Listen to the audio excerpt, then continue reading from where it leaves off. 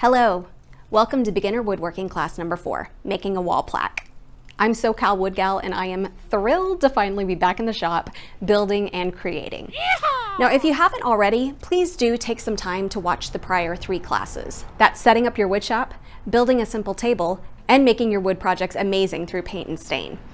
These classes are really meant to build on each other, and this class will utilize many of the techniques and the knowledge that you've obtained from watching the prior classes. Ooh. In today's class, we're going to cover types of wall plaques, why I love wall plaques, types of materials to use, measurements, how to design the front, wood prep, staining or painting the wood base, affixing your design and painting it, sealing your design, and finally, hanging your wall plaque.